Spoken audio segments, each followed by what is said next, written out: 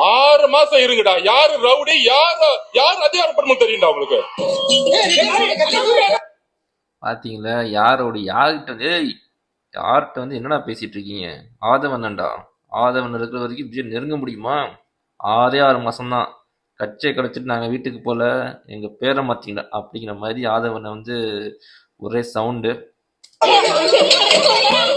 நீ கத்தி எவ்வளவு விட்டாலும் சரி, கதிரியா இருந்தாலும் சரி, 5 பைசா கிடையாது.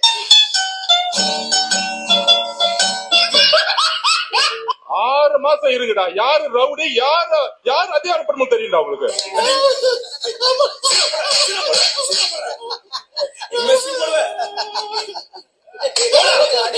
நேத்து கோவை மாவட்டத்துல நம்மளோட சகோதரி ஓசி பஸ் வேணுமா?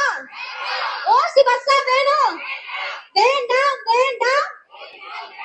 புரிஞ்சுக்கோங்கம்மா, நீங்க பேசுற ஒரு அஃபென்சிவ் ஸ்டேட்மெண்ட். மத்தியான சாப்பாடு வீட்டுல இருந்து கட்டிட்டு வராம மதிய உணவு திட்டத்திலயும் சத்துணவு திட்டத்திலயும் நீங்க படிச்சிருக்கீங்களா? பஸ் பாஸ் வாங்கி பஸ்ல ஏறி இருக்கிறீங்களா? அந்த பஸ் தள்ளி நிக்கல ஓடி போய் படியில தொங்கி படிச்சிருக்கீங்களா? இலவச சைக்கிள்ல போய் இருக்கிறீங்களா? அரசாங்கம் கொடுக்க யூனிஃபார்ம் யூஸ் பண்ணிருக்கீங்களா? இதெல்லாம் பண்ணு நம்ம பேசுறது நான் கேட்கறேன். இத வேடிக்கை பார்த்து நீங்க பேசாதீங்க.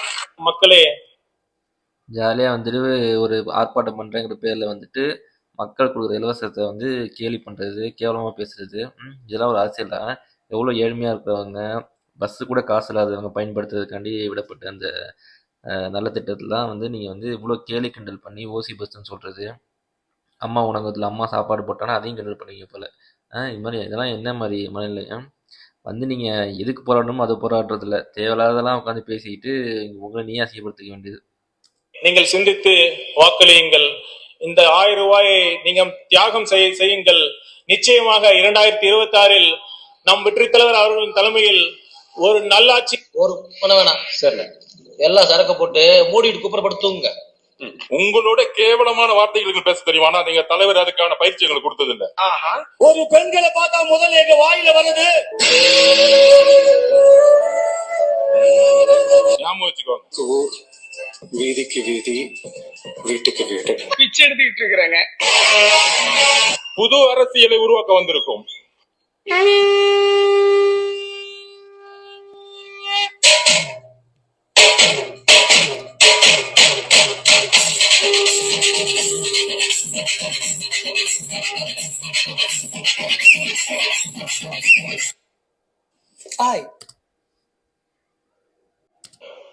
தலைவர் விஜய் அவர்கள் தான் செயல்.